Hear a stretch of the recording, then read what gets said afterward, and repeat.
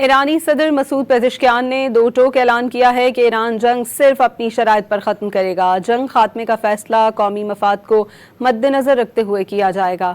ایرانی صدر Masoud Pezeshkian نے کابینہ سے خطاب کرتے ہوئے کہا کہ قومی وقار اور سلامتی پر کوئی سمجھوتا نہیں کریں گے۔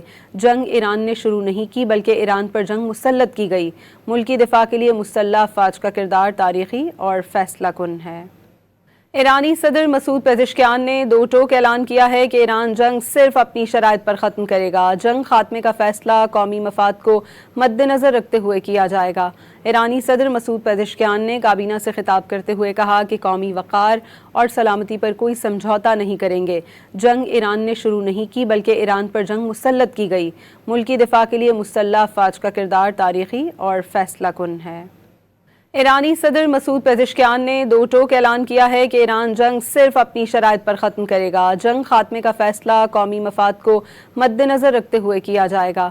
ایرانی صدر مسعود پزشکیان نے کابینہ سے خطاب کرتے ہوئے کہا کہ قومی وقار اور سلامتی پر کوئی سمجھوتا نہیں کریں گے۔ جنگ ایران نے شروع نہیں کی بلکہ ایران پر جنگ مسلط کی گئی۔